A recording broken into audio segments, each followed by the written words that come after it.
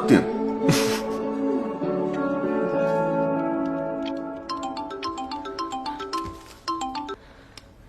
ഇറങ്ങാറായി. പേടിക്കാൻ എന്താ ഉള്ളേ? ഞാൻ ഒറ്റയ്ക്കല്ലല്ലോ, ചെറിയാൻ ചേട്ടനില്ലേ? ലേറ്റ് ആവില്ല.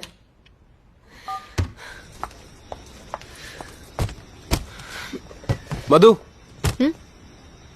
നീ ഇതുവരെ പോയില്ലേ? ഞാൻ ഇറങ്ങിയതാ. അപ്പൊ നിന്റെ അമ്മ വിളിച്ചു പറഞ്ഞു നീ ഇവിടെ ഉണ്ടെന്ന്. എനിക്ക് ഒറ്റയ്ക്ക് പോകാൻ പേടിയാണെങ്കിൽ ഞാനും കൂട്ടുവരാന്ന് വിചാരിച്ചു. പേടിയോ? ആർക്ക് പേടി? അല്ലെങ്കിൽ തന്നെ ഒറ്റയ്ക്ക് പോയാൽ എന്താ കുഴപ്പം? എന്നെ ആരെങ്കിലും പിടിച്ചോണ്ട് പോകും? എന്നെ അറിയാവുന്ന ആരും പിടിച്ചോണ്ട് പോവില്ല.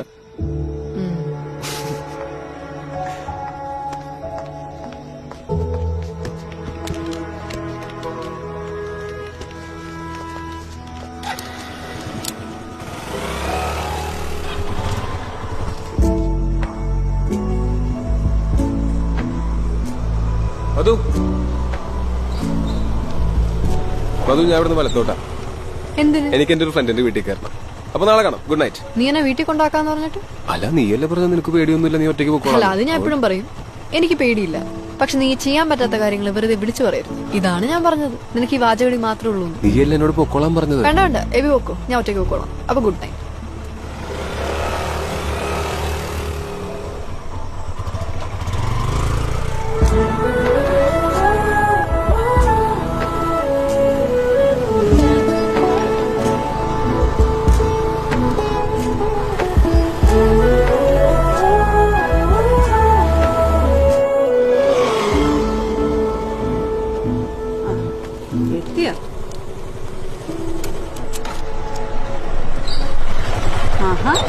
ഹെബിനുണ്ടായിരുന്നു കൂടെ? ഞാൻ ഇങ്ങോട്ട് വിളിച്ചതൊന്നുമല്ല, സാറായിട്ട് വന്നതാ. വാ മോനെ, കഴിച്ചിട്ട് പോ. വേണ്ട, പെങ്ങളോളിനും വന്നിട്ടുണ്ട്. അവരെനിക്ക് വേണ്ടി വെയിറ്റ് ചെയ്യും. ഏതോ ഫ്രണ്ടിന്റെ വീട്ടിൽ പോണെന്നൊക്കെ പറഞ്ഞിട്ട് ഞാൻ അങ്ങനെ പലതും പറയും. ഓഹോ, ശരി അമ്മ. ഓടെ.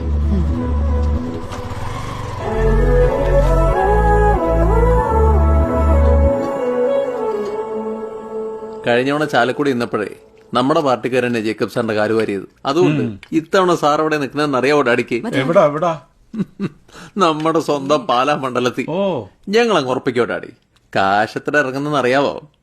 എടാ പിന്നെ എന്റെ എത്ര പൊട്ടു നിനക്കറിയോ? കോടികളാ പപ്പ. ഇതുകൊണ്ട് ജോസിന് എന്തെങ്കിലും ഗുണമുണ്ടാവും? ഗുണം മാത്രമേ ഉള്ളൂ ഡാഡി. എന്റെ അളിയ ഇല്ലിന്ന് പിടിവിട്ട് ഞാൻ പറയുന്നു കേക്ക്. അളിയും പറഞ്ഞു, ഞാൻ കേൾക്കുന്നുണ്ട്.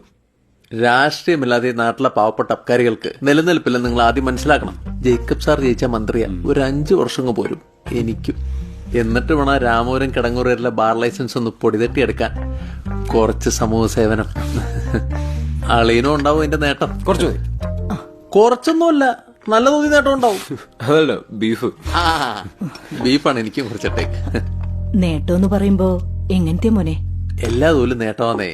പിന്നെ ഞാൻ മനസ്സിൽ ചില കാര്യങ്ങളോ കണ്ടിട്ടുണ്ട്. മന്ത്രിയുടെ മോളെ എങ്ങനെ എനിക്ക് കെട്ടിച്ചേരാൻ പോവാണോ? അയ്യടാ മോനെ ജോസേ, ഓ ഇവനെയൊന്ന് മനസ്സ് വെച്ച് എവിടെയെങ്കിലും ഒന്ന് എത്തിക്കണേ. ഇല്ലെങ്കിൽ പറമ്പിൽ വവ്വാല് പറക്കുന്ന പോലെ അങ്ങോട്ടും ഇങ്ങോട്ടും ഈ നടപ്പ് മാത്രമായി പോവും. ഒരു പെണ്ണു പോലും കിട്ടില്ല അവന്. എന്റെ അമ്മ, ആണുങ്ങളാവുമ്പോ കുറച്ച് നടന്നാലേ പരുവാവത്തുള്ളു. ഒന്ന് മൂക്കട്ട് പിടിച്ച് കിട്ടിക്കാം. മന്ത്രിയുടെ മോളാണെങ്കിൽ എനിക്കും ഒക്കെ കേട്ടോ. മൂപ്പിക്കല്ലേ. എടാ, നിന്റെ മുറിയുടെ കാര്യം ശരിയോ? നോക്കുന്നുണ്ട്, ഇതൊരൊന്നും ശരിയായിട്ടില്ല. എടാ, കൊരിയച്ചന്റെ മുറി തമ്മാനൊരു ചുമ്മാ അടക്കല്ലേ. ഒരു വാടകയും കൊടുക്കണ്ടെന്ന് ഞാൻ വിളിച്ചു പറയാം. അതൊന്നും ശരിയാവില്ല. ഓ അഭിമാനി.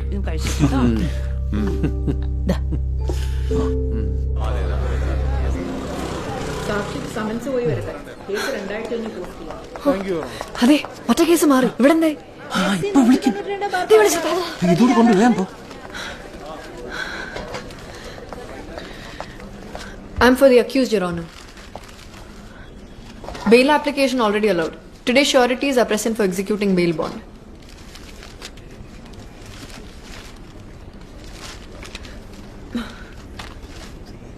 ഇതിൽ പ്രോപ്പർട്ടി ടാക്സ് റെസിപ്റ്റ് ഇല്ലല്ലോ. ബെയിൽ ബോണ്ട് എക്സിക്യൂട്ട് ചെയ്യാനുള്ള രീതികളും കാര്യങ്ങളൊന്നും വക്കീലിന് അറിയില്ലേ? Your Honor, അതിലെല്ലാം ഉണ്ട്. എന്നിട്ട് എവിടെ? അതിലെല്ലാം ഉണ്ടായിരുന്നു. അതൊന്നും എനിക്ക് കേൾക്കേണ്ട കാര്യമില്ല. Council should be responsible. Documents are not sufficient. Bail cancelled.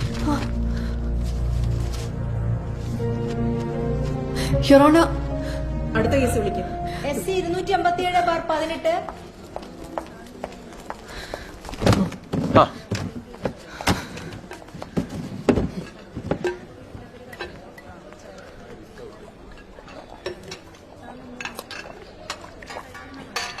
എന്താണ് പുതിയ പ്രശ്നം? ഒന്നുമില്ല. ഉറപ്പാണോ? ഞാൻ ഓഫീസിൽ നിന്ന് ഇറങ്ങി. ഇറങ്ങിന്ന് വെച്ചാ നിർത്തി ഇറങ്ങിയോ? എന്തിനു?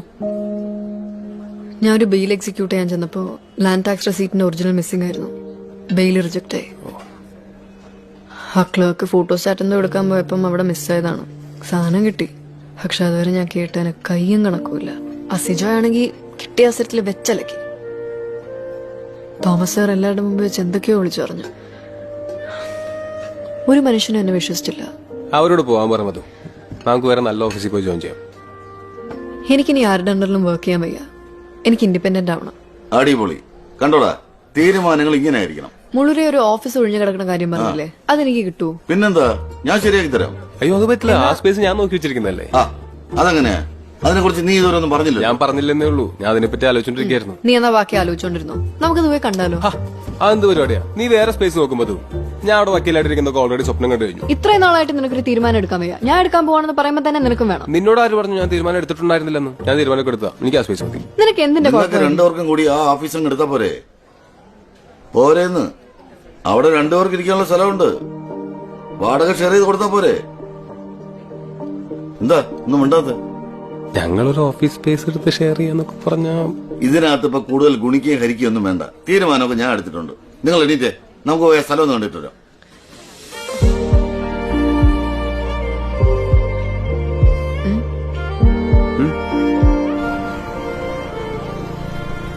ഇതല്ലേ? ആ, ഇതന്നെ ഇതന്നെ.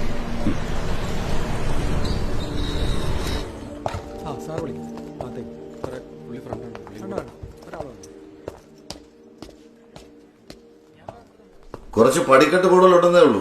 ഒരു എക്സസൈസും ആവും.